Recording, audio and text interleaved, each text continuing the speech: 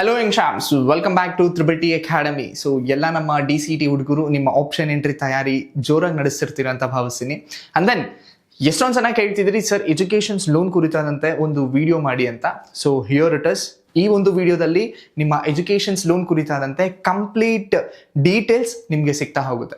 So ನೀವು ಮಾಡಬೇಕಾಗಿರೋದಿಷ್ಟೇ, don't forget to subscribe our channel and then WhatsApp and Telegram channel ಲಿಂಕನ್ನು ಸಹ description ಅಲ್ಲಿ ಕೊಟ್ಟಿರ್ತೀನಿ. Please to join so that DCT counselling ಕುರಿತಾದಂತೆ ಕಂಪ್ಲೀಟ್ ಇನ್ಫಾರ್ಮೇಶನ್ಸ್ ನಿಮಗೆ ಇನ್ಸ್ಟೆಂಟ್ ಆಗಿ ತಲುಪ್ತಾ ಹೋಗುತ್ತೆ.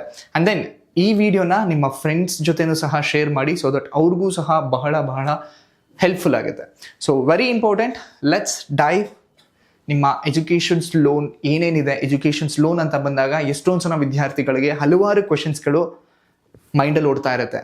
ಏನು, ನಾನು ಎಜುಕೇಷನ್ಸ್ ಲೋನ್ ತೊಗೊಬೋದಾ, am I eligibility, educations loan ತೊಗೊಂಡ್ರೆ ಎಷ್ಟು ಅಮೌಂಟ್ ನನಗೆ ಎಜುಕೇಷನ್ ಲೋನ್ ಸಿಗುತ್ತೆ, ನಾನು ರೀಪೇಮೆಂಟ್ ಯಾವಾಗ ಮಾಡಬೇಕು, ಹೇಗೆ ರೀಪೇಮೆಂಟ್ ಮಾಡಬೇಕು, ಡ್ಯೂರೇಷನ್ ಎಷ್ಟು ಕೊಡ್ತಾರೆ, ಪೀರಿಯಡ್ ಎಷ್ಟಿರುತ್ತೆ ರೀಪೇಮೆಂಟ್ ಪೀರಿಯಡು, ಸೊ ದಟ್ ನಾನು ಆಫ್ಟರ್ ನನ್ನ ಗ್ರ್ಯಾಜುಯೇಷನ್ಸ್ ಆದಮೇಲೆ ನನಗೆ ಕೆಲಸ ಸಿಗಲಿಲ್ಲ ಅಂದರೆ ಏನು ಮಾಡಬೇಕು, ನಾನು ರೀಪೇಮೆಂಟ್ ಹೇಗೆಲ್ಲ ಪ್ರೊಸೀಜರ್ನ ನಾನು ಫಾಲೋ ಮಾಡಬೇಕು. ಸೊ ಎಲ್ಲದ್ರ ಕುರಿತಾದಂತೆ ಗೊಂದಲಗಳು ನಮ್ಮ ವಿದ್ಯಾರ್ಥಿಗಳಿಗೆ ಖಂಡಿತವಾಗ್ಲೂ ಓಡ್ತಾನೆ ಇರುತ್ತೆ. ಸೊ ಆ ಒಂದು ಎಲ್ಲ ಕ್ಲಾರಿಫಿಕೇಶನ್ಸ್ ಈ ವಿಡಿಯೋದಲ್ಲಿ ನಿಮಗೆ ಸಿಗ್ತಾ ಹೋಗುತ್ತೆ. So let's begin. First and foremost things, ಈ ಒಂದು ವಿಡಿಯೋದಲ್ಲಿ what are the different schemes, ಅಂದರೆ ಸ್ಟೇಟ್ ಲೆವೆಲ್ ಸ್ಕೀಮ್ ಆಗಿರ್ಬೋದು, ನ್ಯಾಷನಲ್ ಲೆವೆಲ್ ಸ್ಕೀಮ್ ಆಗಿರ್ಬೋದು, ಎಜುಕೇಷನ್ಸ್ ಲೋನ್ಗೆ ಬಂದಾಗ ಕ್ಯಾಟಗರಿ ವೈಸಲ್ಲಿ ಯಾವೆಲ್ಲ ಸ್ಕೀಮ್ ಇದೆ ಅದ್ರ ಕುರಿತಾದಂಥ informations. And then PM Vidyalakshmi ಜೊತೆಗೆ ನಿಮ್ಮ ಬ್ಯಾಂಕ್ ಲೋನ್ ಕುರಿತಾದಂತೆಯೂ ಬ್ಯಾಂಕಿಂದ ಎಷ್ಟು ಅಮೌಂಟ್ ಕೊಡಬಹುದು, ಇಂಟ್ರೆಸ್ಟ್ ರೇಟ್ ಎಷ್ಟಿದೆ, ನಾನು ಕೊಲ್ಯಾಟ್ರಲ್ ಏನಾದರೂ ಕೊಡಬೇಕಾ ಅಥವಾ ಕೊಲ್ಯಾಟ್ರಲ್ ಇಲ್ಲ ಅಂದ್ರೂ ನಡೆಯುತ್ತಾ, ಸೊ ಇದರೆಲ್ಲದ್ರ ಕುರಿತಾದಂತೆಯೂ ಇನ್ಫಾರ್ಮೇಷನ್ ಸಿಗ್ತಾ ಹೋಗುತ್ತೆ. ಜೊತೆಗೆ ಸ್ಟೆಪ್ ಬೈ ಸ್ಟೆಪ್ ಏನೇನೆಲ್ಲ ಪ್ರೊಸೆಸ್ ಇನ್ವಾಲ್ವ್ ಆಗಿದೆ ಎಜುಕೇಷನ್ ಲೋನ್ ತಗೊಳ್ಳೋದಕ್ಕೆ, ಹೇಗೆ ಅಪ್ಲೈ ಮಾಡಬೇಕು, ಯಾವ್ಯಾವೆಲ್ಲ ಡಾಕ್ಯುಮೆಂಟ್ಸ್ನ ನಾನು ಪ್ರೊಡ್ಯೂಸ್ ಮಾಡಬೇಕು, ಇದರೆಲ್ಲದ್ರ ಕುರಿತಾದಂತೆಯೂ ನಿಮಗೆ ಈ ವಿಡಿಯೋದಲ್ಲಿ ಇನ್ಫಾರ್ಮೇಷನ್ ಸಿಗ್ತಾ ಹೋಗುತ್ತೆ. ಸೊ ಹಾಗಾಗಿ ಸ್ಟೇ ಟ್ಯೂನ್ ಟಿಲ್ ಎಂಡ್ವರೆಗೂ. The next first and foremost things ನೀವು ಮಾಡಬೇಕಾಗಿರೋದು, ಈವನ್ ಬಿಫೋರ್ ನೀವು ಎಜುಕೇಷನ್ ಲೋನ್ ಅಲ್ಲ ಯಾವುದೇ ಲೋನ್ಗೆ ಅಪ್ಲೈ ಮಾಡಬೇಕಾಗಿದ್ರು ನಿಮ್ಮ ಬಜೆಟಿಂಗ್ ಮಾಡ್ಕೊಳ್ಳೋದು very important.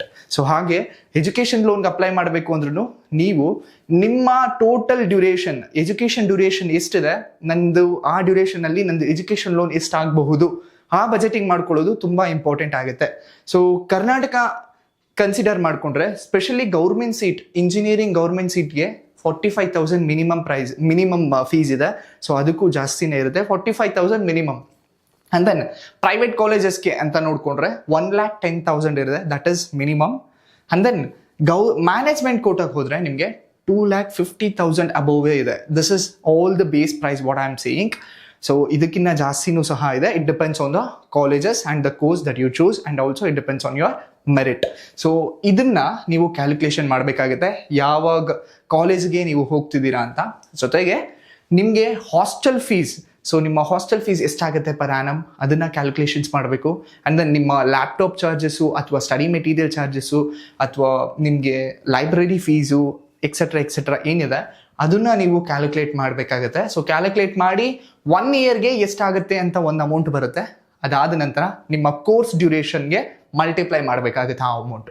That will be your total amount for your engineering course. So ಆದ ನಂತರ ನೀವು ಬ್ಯಾಂಕ್ ಅವ್ರನ್ನ ಅಪ್ರೋಚ್ ಮಾಡಬೇಕಾಗತ್ತೆ. ಆ್ಯಂಡ್ ದೆನ್ ಇಲ್ಲಿ ಎಷ್ಟೊಂದು ಜನ ಸ್ಟೂಡೆಂಟ್ಸ್ಗೆ ಕ್ವಶನ್ಸ್ ರೈಸ್ ಆಗುತ್ತೆ, ಸರ್ ನನಗೆ ಹಾಸ್ಟೆಲಲ್ಲಿ ಸ್ಟೇ ಆಗೋದಕ್ಕೂ ಫೀಸ್ ಲೋನ್ ಕೊಡ್ತಾರಾ, ಅಥವಾ ನಾನು ಲ್ಯಾಪ್ಟಾಪ್ ತೊಗೊಬೇಕು ಸ್ಟಡಿ ಮೆಟೀರಿಯಲ್ಸ್ಗೂ ಲೋನ್ ಕೊಡ್ತಾರಾ. ಸೊ ಇದ್ರ ಕುರಿತಾದಂತೆಯೂ ಮಾಹಿತಿ ಈ ವಿಡಿಯೋದಲ್ಲಿ ಸಿಗ್ತಾ ಹೋಗುತ್ತೆ. So please stay tuned. So first budgeting ಮಾಡ್ಕೊಳ್ಳೋದು ವೆರಿ ಇಂಪಾರ್ಟೆಂಟ್. ಸೊ ನೀವು ಸಹ ಬಜೆಟಿಂಗ್ ಮಾಡ್ಕೊಳ್ಳಿ. The next is loan amount.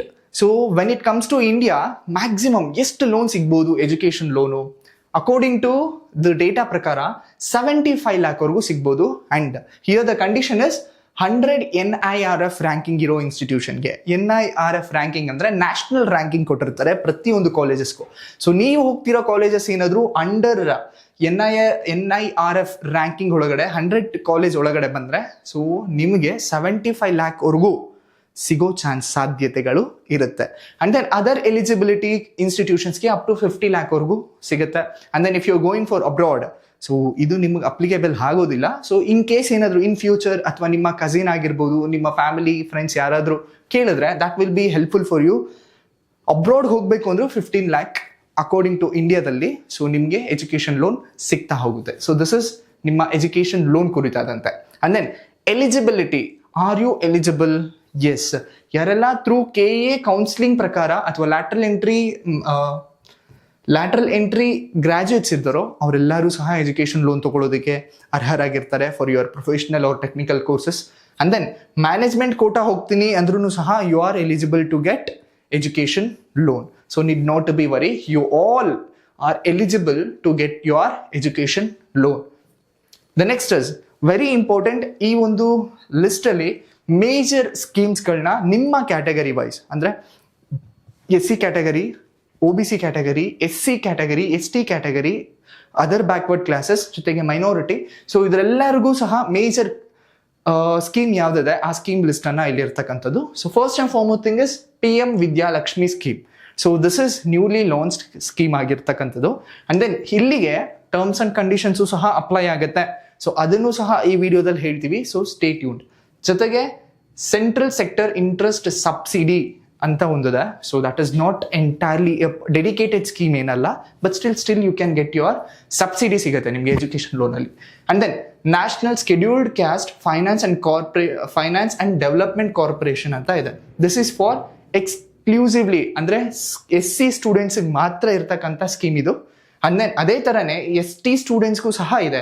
That is ಆದಿವಾಸಿ ಶಿಕ್ಷಣ ಋಣ ಯೋಜನಾ ಅಂತ.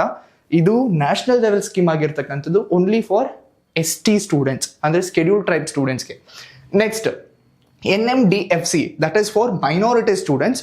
ಅಂಡ್ ದೆನ್ ಪ್ರೀವಿಯಸ್ಲಿ ಮೈನಾರಿಟಿ ಸ್ಟೂಡೆಂಟ್ಸ್ಗೆ ಡೆಡಿಕೇಟೆಡ್ ಆಗಿರಲಿಲ್ಲ. So they called as Padho Pardesh ಅಂತ ಕರಿತಿದ್ರು. ಸೊ ಆ ಸ್ಕೀಮ್ ಅಂಡರ್ ಅಲ್ಲಿ ನಿಮಗೆ ಸ್ಕಾಲರ್ಶಿಪ್ ನ ಕೊಡ್ತಿದ್ರು. ಬಟ್ 22-23 ಅಕಾಡೆಮಿಕ್ ಇಯರ್ ಅಲ್ಲಿ ಅದನ್ನ ಕ್ಯಾನ್ಸಲ್ ಮಾಡಿಬಿಟ್ಟು ಈ ಒಂದು ಸ್ಕಾಲರ್ಶಿಪ್ NMDFC ಅಂದ್ರೆ national minority development finance and corporations under ಅಲ್ಲಿ ನಿಮಗೆ ಯಾರೆಲ್ಲ ಮೈನಾರಿಟಿ ಸ್ಟೂಡೆಂಟ್ಸ್ ಇದ್ದಾರೋ ಅವ್ರಿಗೆ ಲೋನ್ ಅನ್ನ ಕೊಡ್ತಕ್ಕಂಥದ್ದು. ನೆಕ್ಸ್ಟ್ ಇಸ್ ಫಿಸಿಕಲಿ ಏಬಲ್ಡ್ ಪೀಪಲ್ಗೆ ಅಂದ್ರೆ ಫಿಸಿಕಲಿ ಡಿಸೇಬಲ್ಡ್ ಪೀಪಲ್ಗೂ ಸಹ ಡೆಡಿಕೇಟೆಡ್ ಲೋನ್ ಇದೆ. ದಟ್ ಇಸ್ ದಿವ್ಯಾಂಜನ್ ಸ್ವಾವಲಂಬನ್ ಯೋಜನಾ ಅಂದ್ಬಿಟ್ಟು. ಸೊ ಇವ್ರಿಗೆ ಈ ಸ್ಕೀಮ್ ಅಂಡರ್ ಅಲ್ಲಿ ನಿಮಗೆ ಲೋನ್ ಅನ್ನು ಸಹ ಕೊಡ್ತಾರೆ, ಸ್ಪೆಷಲಿ ಫಾರ್ ಡಿಫ್ರೆಂಟ್ಲಿ ಏಬಲ್ಡ್ ಪೀಪಲ್ಗೆ. The next is Karnataka state government ಅಂತ ಬಂದಾಗ that is Arivu education loan. So KMDC ಅಂತ ಕರೀತಾರೆ. ಅರಿವು ಎಜುಕೇಷನ್ ಲೋನ್ ಅಂಡರ್ ಅಲ್ಲಿ this is specially for minority ಕ್ಯಾಟಗರೀಸ್ಗೂ ಬರುತ್ತೆ ಅಂಡ್ ದೆನ್ OBC ಸ್ಟೂಡೆಂಟ್ಸ್ಗೂ ಬರ್ತಾರೆ. ಸೊ ಅವ್ರಿಗೆ ಈ ಒಂದು ಸ್ಕೀಮ್ ಅಂಡರ್ ಅಲ್ಲಿ ಎಜುಕೇಷನ್ ಲೋನ್ ಸಿಗ್ತಾ ಹೋಗುತ್ತೆ. These are the major schemes.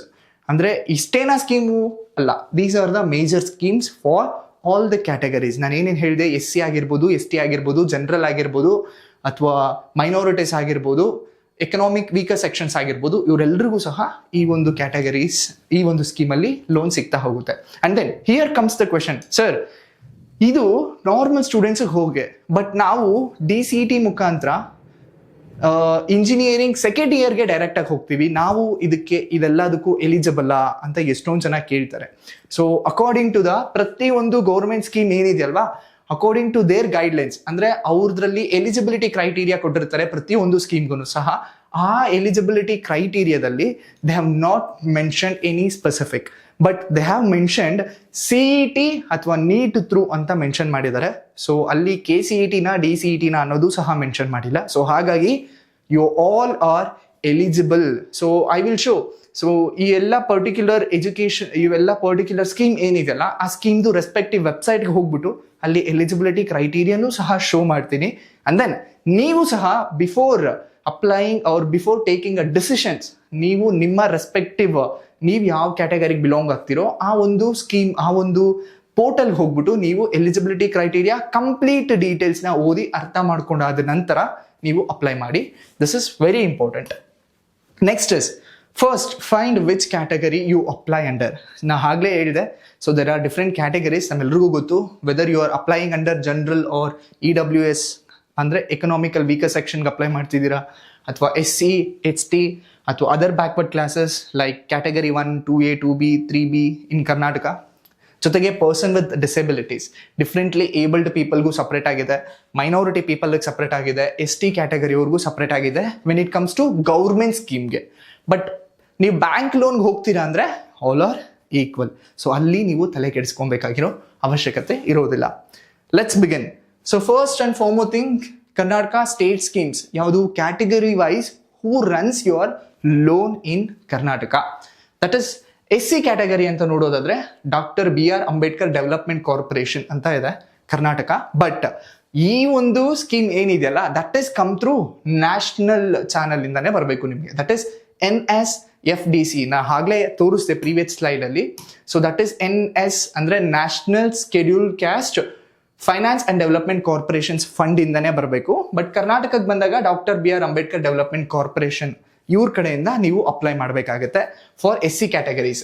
Interest ಏನು ಸಿಗುತ್ತೆ ನಿಮಗೆ 4 to 6.5% ಇಂಟ್ರೆಸ್ಟ್ ರೇಟ್ ಇರುತ್ತೆ. ಅಂಡ್ ದೆನ್ ಅಪ್ ಟು ನಿಮಗೆ 30 lakh ಸಿಗುತ್ತೆ. ಅಪ್ ಟು 30 lakh ನಿಮಗೆ ಸಿಗುತ್ತೆ SC ಸ್ಟೂಡೆಂಟ್ಸ್ಗೆ.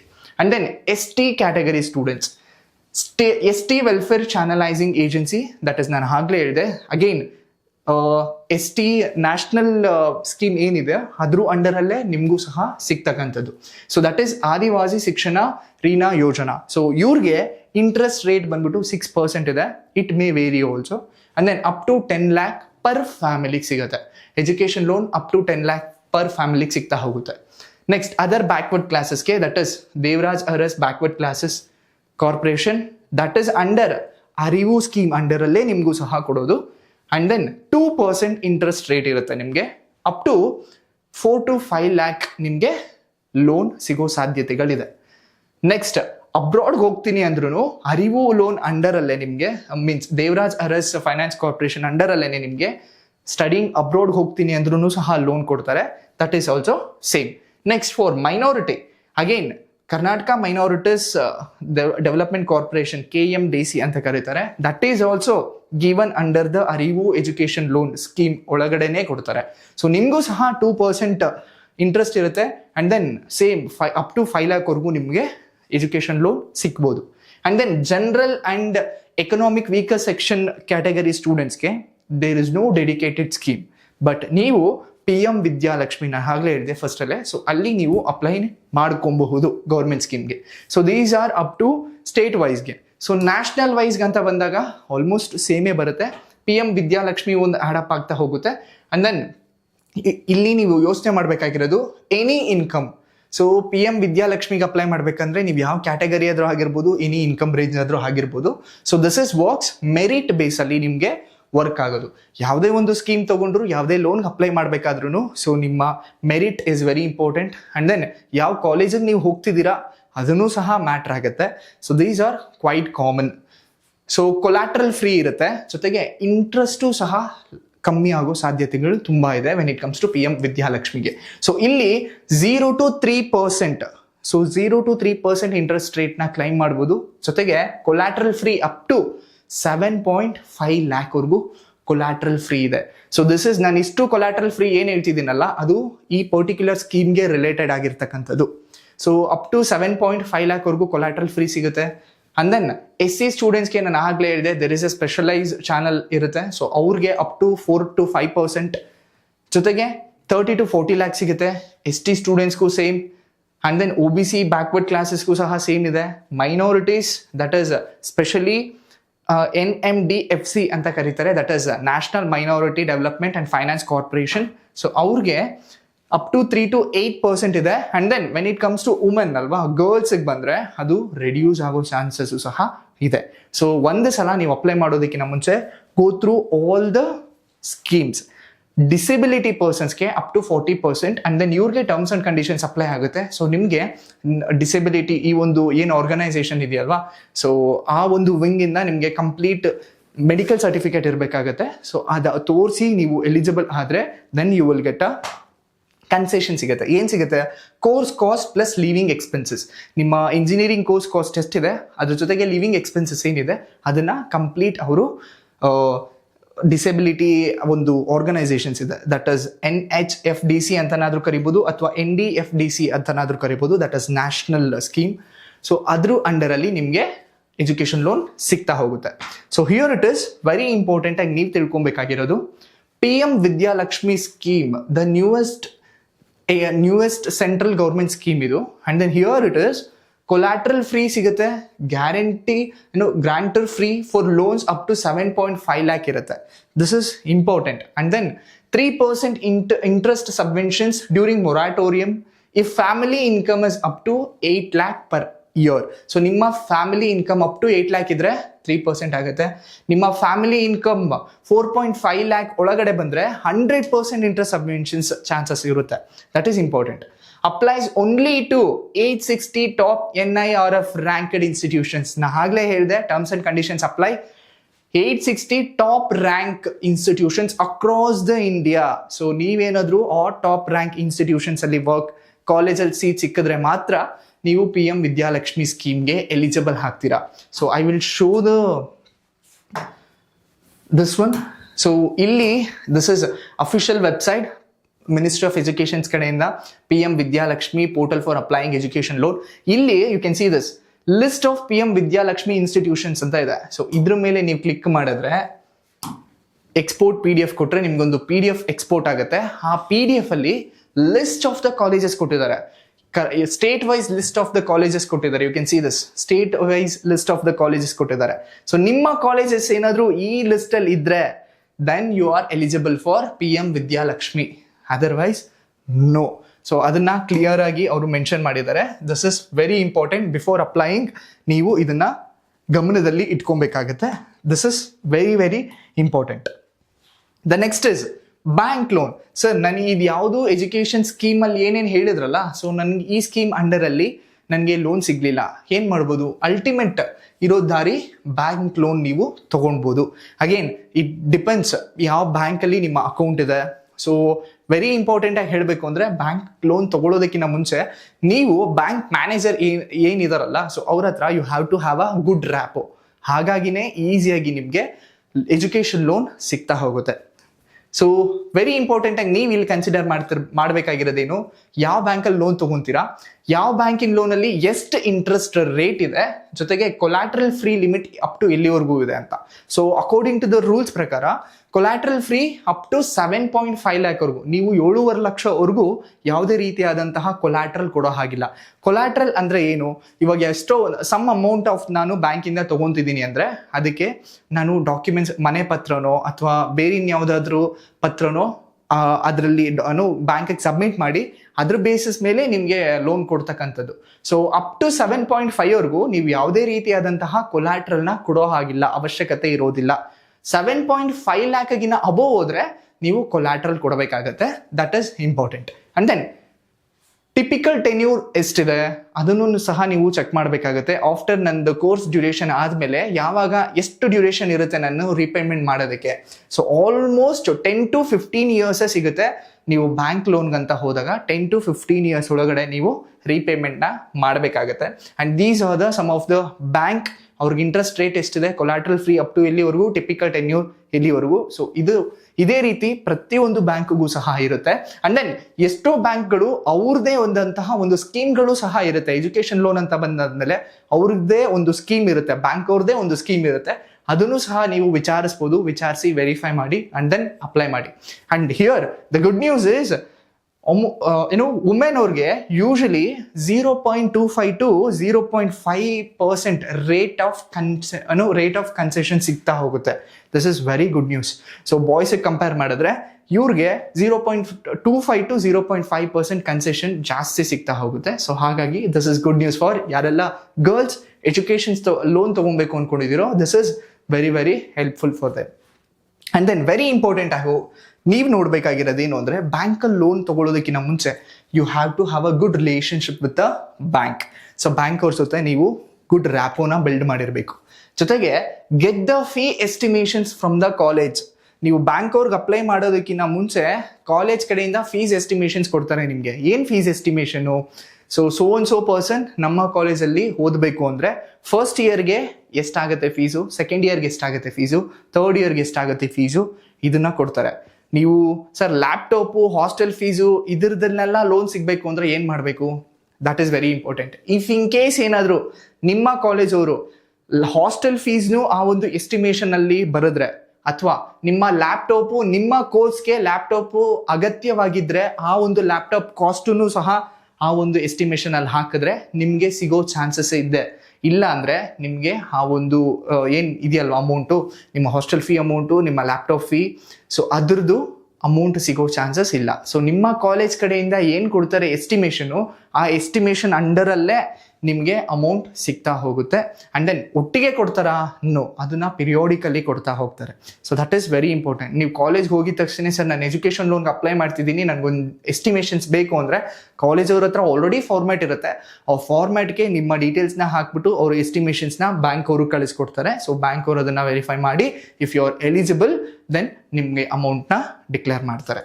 Very important. ನೆಕ್ಸ್ಟ್ ತಿಳ್ಕೊಬೇಕಾಗಿರೋದು ಪ್ರೊಸೆಸಿಂಗ್ ಚಾರ್ಜಸ್ ಎಷ್ಟಿದೆ ಅಂತ. ಸೊ ಯಾವುದೇ ಒಂದು ಲೋನ್ನ ತಗೊಬೇಕಾಗಿದ್ರು ಪ್ರೊಸೆಸಿಂಗ್ ಚಾರ್ಜಸ್ ಇಂಪಾರ್ಟೆಂಟ್ ಆಗಿ ತಿಳ್ಕೊಬೇಕು. That is loan up to 20 lakhವರೆಗೂ ಪ್ರೊಸೆಸಿಂಗ್ ಚಾರ್ಜಸ್ನ ಆ್ಯಡ್ ಮಾಡಲ್ಲ. This is standard regulations. Up to 20 lakhವರೆಗೂ ಯಾವುದೇ ಪ್ರೊಸೆಸಿಂಗ್ ಚಾರ್ಜಸ್ ಇರಲ್ಲ. ಬಟ್ ಅಬೌಟ್ 20 lakh ಹೋಗ್ತೀನಿ ಅಂದರೆ 10,000 ಪ್ಲಸ್ GST ಅಥವಾ ಟ್ಯಾಕ್ಸ್ ನಿಮಗೆ ಅಪ್ಲೈ ಆಗ್ತಾ ಹೋಗುತ್ತೆ. And again this is subject to verify. Bank to bank ಇದು ಚೇಂಜ್ ಆಗ್ತಾ ಹೋಗುತ್ತೆ. ಬಿಫೋರ್ ನೀವು ಅಪ್ಲೈ ಮಾಡೋದಕ್ಕಿಂತ ಮುಂಚೆ ಬ್ಯಾಂಕಲ್ಲಿ ಹೋಗ್ಬಿಟ್ಟು ನೀವು ಕಂಪ್ಲೀಟ್ ಡೀಟೇಲ್ಸ್ನ ಕೇಳ್ಕೊಬೇಕಾಗತ್ತೆ. And next is margin. So ಎಷ್ಟೋ ಬ್ಯಾಂಕ್ ಅವರು ಇದು ಯಾವುದೂ ಸಹ ಹೇಳಲ್ಲ. ಸೊ ನೀವು ಬೀಯಿಂಗ್ ಅಪ್ಲಿಕೆಂಟ್ ಆಗಿ ನೀವು ಅಪ್ಲೈ ಮಾಡ್ತಿದ್ದೀರಾ ಎಜುಕೇಷನ್ ಲೋನ್ಗೆ, ಇದನ್ನ ತಿಳ್ಕೊಬೇಕಾಗಿರೋದು ನಿಮ್ಮ ರೈಟ್ಸ್ ಆ್ಯಂಡ್ ರೆಸ್ಪಾನ್ಸಿಬಿಲಿಟೀಸ್. ಸೊ ಮಾರ್ಜಿನ್ನೂ ಸಹ ತಿಳ್ಕೊಬೇಕಾಗತ್ತೆ.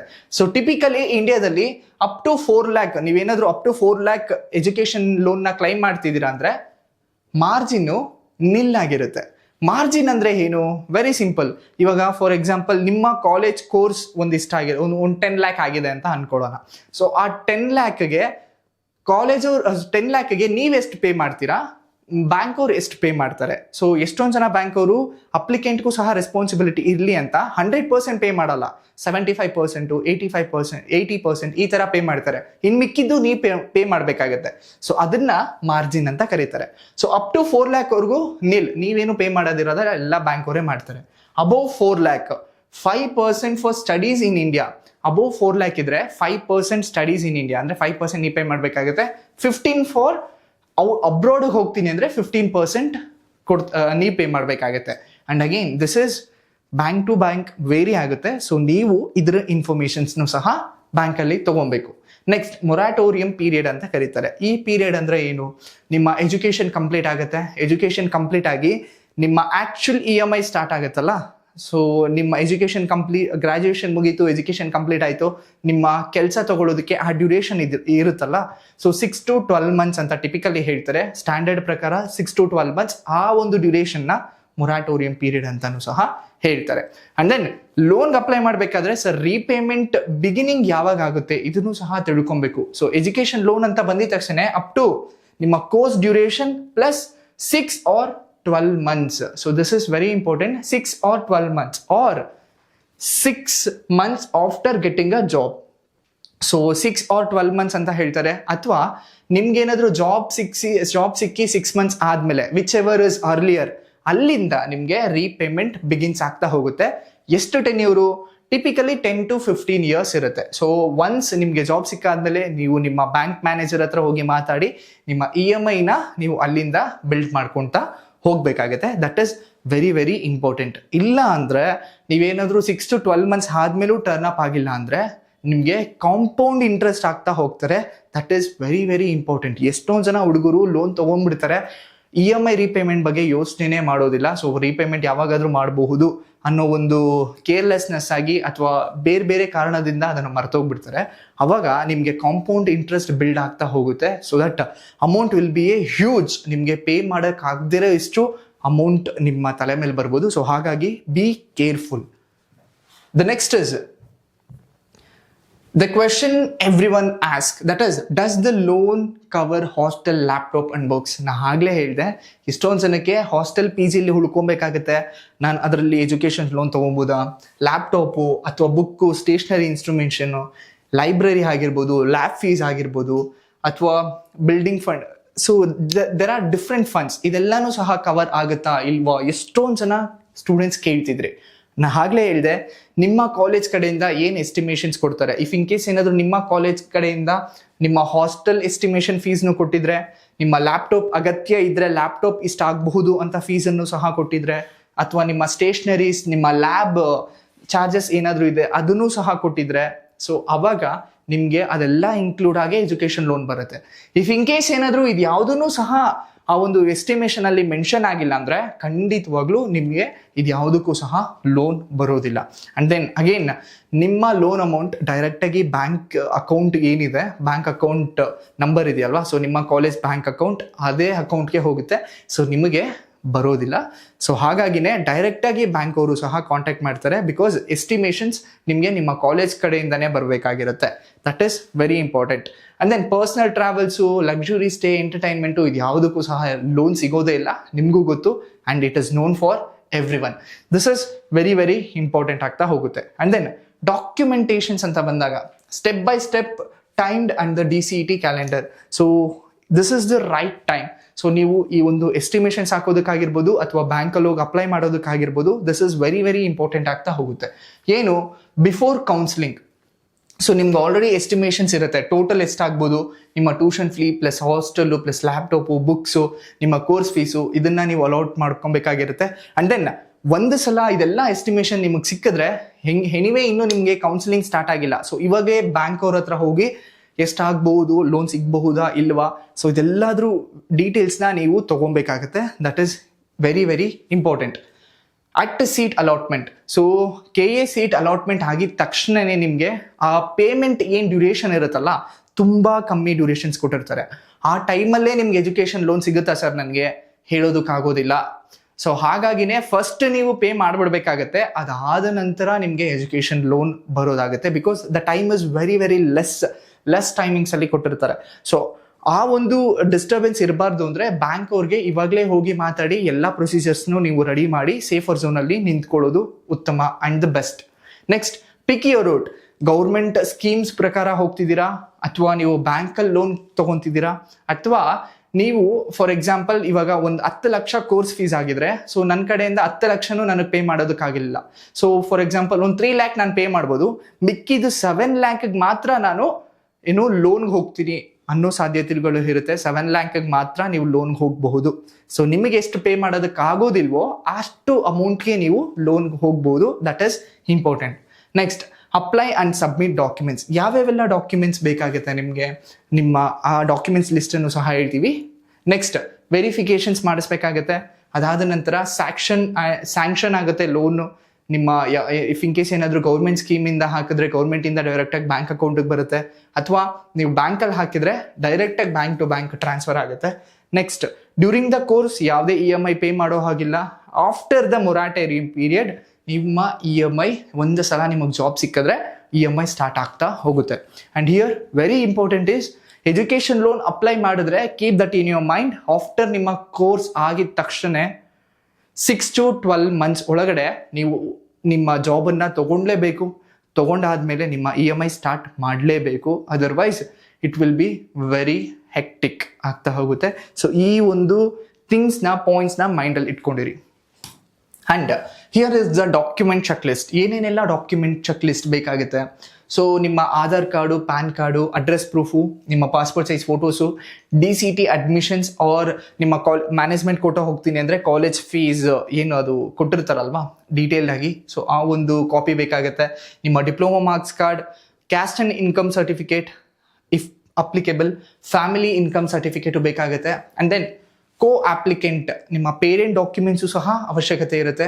ಫಾರ್ ಆಧಾರ್ ಆಗಿರ್ಬೋದು, ಪ್ಯಾನ್ ಆಗಿರ್ಬೋದು, ಸ್ಯಾಲ್ರಿ ಪ್ರೂಫ್ ಆಗಿರ್ಬೋದು, ಜೊತೆಗೆ ಬ್ಯಾಂಕ್ ಸ್ಟೇಟ್ಮೆಂಟ್, ನಿಮ್ಮ parents last 6 months bank statement ಸಹ ತೊಗೊತಾರೆ. Collateral papers if applicable. So collateral papers 7.5 ಲ್ಯಾಕ್ಗಿನ ಅಬೋವ್ ಕ್ಲೈಮ್ ಮಾಡಂಗಿದ್ರೆ ಕೊಲಾಟ್ರಲ್ಲೂ ಸಹ ಕೊಡಬೇಕಾಗತ್ತೆ. And then guarantor details. So ಕೆಲವೊಂದು ಅಮೌಂಟು ತುಂಬ ಎಕ್ಸೀಡ್ ಆಗೋಗ್ಬಿಡುತ್ತೆ, 15 ಲ್ಯಾಕ್ ಅಬೋವ್ ಹೋಗ್ಬಿಡುತ್ತೆ. ಸೊ ಅವಾಗ ಗ್ಯಾರಂಟರ್ ಡೀಟೇಲ್ಸು, ಯಾರೆಲ್ಲ ನಾಮಿನಿ ಗ್ಯಾರಂಟಿ ಕೊಡ್ತಾರಲ್ವ ಅವ್ರದ್ದು ಡೀಟೇಲ್ಸ್ ಬೇಕಾಗುತ್ತೆ. ಜೊತೆಗೆ signed loan agreement. After all ನಿಮ್ಮ ಅಂಡ್ ಬ್ಯಾಂಕ್ ನಡುವಿನ ಲೋನ್ ಅಗ್ರಿಮೆಂಟ್ ಏನಿದೆ ಅದಕ್ಕೆ ಸೈನ್ ಹಾಕಬೇಕಾಗುತ್ತೆ. So this is list of documents. And then ಈ ಒಂದು ಡಾಕ್ಯುಮೆಂಟ್ಸ್ಗೆ ಕೆಲವೊಂದು ಇನ್ನು extra documents bank to bank vary ಆಗುತ್ತೆ.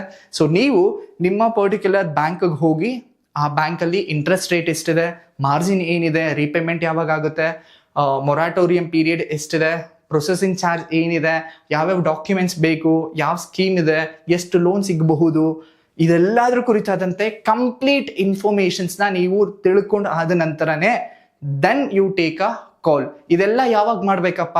This is the right time. Because ಒಂದು ಸಲ ಕೌನ್ಸಿಲಿಂಗ್ ಸ್ಟಾರ್ಟ್ ಆಗಿಬಿಟ್ರೆ ನೀವು ಕೌನ್ಸಿಲಿಂಗಲ್ಲಿ ಬ್ಯುಸಿ ಇರ್ತೀರಾ, ಅಥವಾ ಎಜುಕೇಷನ್ ಲೋನ್ ಅಪ್ಲೈ ಮಾಡೋದಕ್ಕೆ ಟೈಮ್ ಕಂಜೆಸ್ಟೆಡ್ ಆಗೋಗ್ಬಿಡುತ್ತೆ. ಅಂಡ್ ದೆನ್ ನಿಮ್ಮ KE ಅವರು ಏನು ಅಲಾಟ್ ಮಾಡ್ತಾರಲ್ಲ ಆ ಪೀರಿಯಡು ನಿಮ್ಮ ಎಕ್ಸಾಮಿನೇಷನ್ಸ್ ಫೀ ಪೇ ಮಾಡೋದಕ್ಕೆ ತುಂಬ ಕಮ್ಮಿ ಡ್ಯೂರೇಷನ್ಸ್ ಇರುತ್ತೆ. ಸೊ ನೀವು ತುಂಬ ಬ್ಯುಸಿ ಆಗೋಗ್ಬಿಡ್ತೀರಾ. So this is the right time to research about your education loan. And very important note before you finalise anything.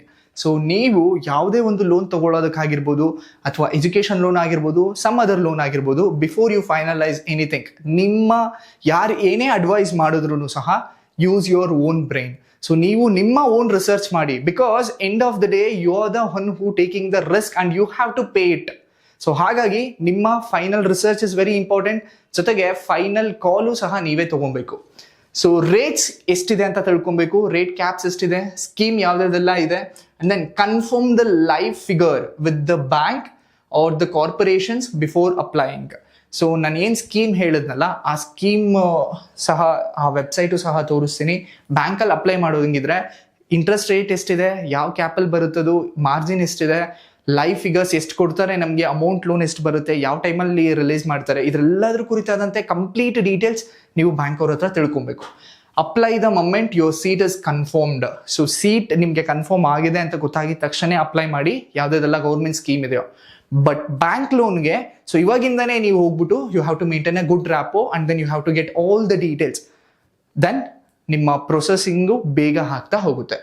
This is an informational overview, not financial advice. Verify final terms directly with the lender. Na hagle helide, this is only informations video. This is not your financial advice agirutta. This is only an informations video. So konedagi nimma bank hatra hogbittu ನೀವು complete ಡೀಟೇಲ್ಸ್ನ ತಗೊಂಡು ಅದಾದ ನಂತರ next proceed forward ಆಗಿ. If in case ಏನಾದರೂ government scheme apply ಮಾಡ್ತಿದ್ದೀನಿ ಅಂದರೆ ಒಂದು ಸಲ ಗೌರ್ಮೆಂಟ್ ಎಲಿಜಿಬಿಲಿಟಿ ಟರ್ಮ್ಸ್ ಅಂಡ್ ಕಂಡೀಷನ್ಸ್ನ ಓದಿ ಅರ್ಥ ಮಾಡ್ಕೊಂಡಿದ್ದಾದ ನಂತರ then you go for the apply. So this is ನಿಮ್ಮ education loan. Remember, your seat is the hard part. Funding, it is a process, not a mystery. So getting a seat in the top engineering colleges, it's a hard part. But ಅದಕ್ಕೆ fund ಮಾಡೋದು, it's a process, not a mystery. So this is very important.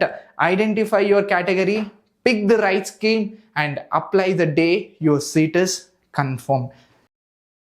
So this is education loan ಕುರಿತಾದಂತೆ ಆಗಿರುತ್ತೆ. And then ಆಗಲೇ ಹೇಳಿದೆ ನಾನು, this is PM Vidya Lakshmi scheme. So ಈ ಒಂದು ಪೋರ್ಟಲ್ಗೆ ಹೋದ್ರೆ ನಿಮಗೆ ಲಿಸ್ಟ್ ಆಫ್ ಕಾಲೇಜಸ್ ಬರುತ್ತೆ. ನಿಮ್ಮ ಕಾಲೇಜಸ್ ಏನಿದ್ರು ಈ ಕಾಲೇಜಸ್ ಲಿಸ್ಟ್ ಅಲ್ಲಿ ಇದ್ರೆ then you can apply for PM Vidya Lakshmi. And then the next is national scheduled caste finance and development corporation. SC ಸ್ಟೂಡೆಂಟ್ಸ್ಗೆ ನಾನು ಏನು ಹೇಳಿದೆ, ಸೊ ಈ ಒಂದು ದಿಸ್ ಇಸ್ ಅಫಿಷಿಯಲ್ ವೆಬ್ಸೈಟ್. ಇಲ್ಲಿ ಸ್ಕೀಮ್ ಮೇಲೆ ಕ್ಲಿಕ್ ಮಾಡಿದ್ರೆ so you can see this education loan scheme ಅಂತ ಇದೆ. ಇಲ್ಲಿ ಕ್ಲಿಕ್ ಮಾಡಿ, ಇಲ್ಲಿ ಕ್ಲಿಕ್ ಮಾಡಿದ್ರೆ ನಿಮಗೆ ಸ್ಕೀಮ್ ಯಾವುದು, ಪ್ರಾಜೆಕ್ಟ್ಸ್ ಯಾವುದು, ಮ್ಯಾಕ್ಸಿಮಮ್ ಲೋನ್ ಅಮೌಂಟ್ ಏನು, ಇಂಟ್ರೆಸ್ಟ್ ಪರ್ ಆನಮ್ ಏನು, ಎಷ್ಟು ಪೀರಿಯಡ್ ಇದೆ, ಮೊರಾಟೋರಿಯಂ ಪೀರಿಯಡ್ ಎಷ್ಟಿದೆ, ಕಂಪ್ಲೀಟ್ ಡೀಟೇಲ್ಸ್ ಕೊಡ್ತಾರೆ. ಅದ್ರ ಜೊತೆಗೆ ಎಲಿಜಿಬಿಲಿಟಿನೂ ಸಹ ಕೊಡ್ತಾರೆ. ನಾ ಆಗಲೇ ಹೇಳಿದೆ, you can see here engineering ಅಂತ ಕೊಟ್ಬಿಟ್ಟು diploma, BTech, BE, MTech, ME. So ಇದೆಲ್ಲಾನು ಸಹ ಎಲಿಜಿಬಿಲಿಟಿನೇ ಕೊಟ್ಟಿರ್ತಾರೆ. So according to this eligibility you are eligible to claim under this scheme. So this is SC ಸ್ಟೂಡೆಂಟ್ಸ್ಗೆ.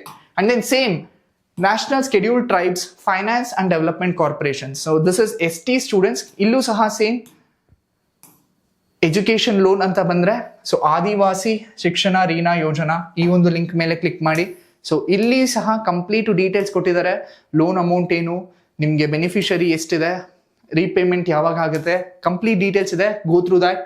And then this is national minorities development and finance corporations. So ಇವ್ರಿಗೂ ಸಹ complete detail ಇದೆ. So credit line 1 ಅಂತ ಕರೀತಾರೆ, credit line 2 ಅಂತ ಕರೀತಾರೆ. That is up to 3 lakh per annum.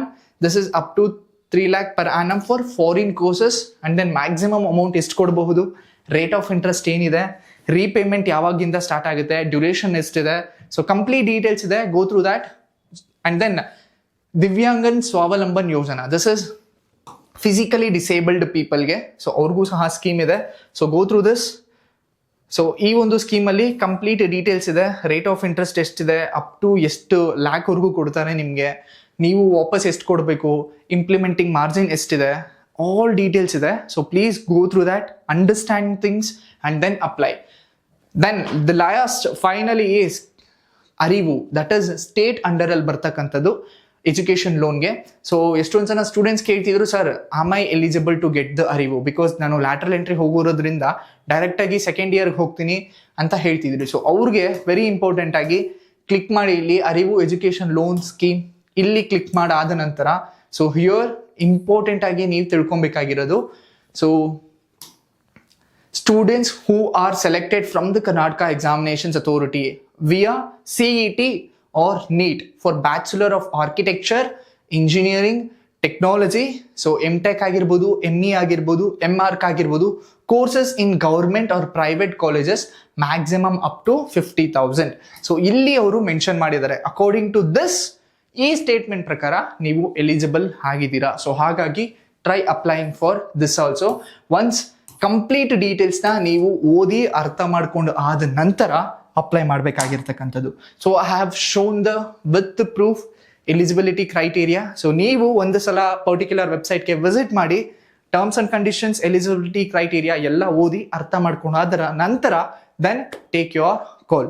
So this is ನಿಮ್ಮ educations loan ಕುರಿತಾದಂತೆ. So if this video is helpful ಆದರೆ ಪ್ಲೀಸ್ ಕಮೆಂಟಲ್ಲಿ ನಮಗೆ ತಿಳಿಸಿ. And then if you still have the questions, please do comment. Thank you and all the best.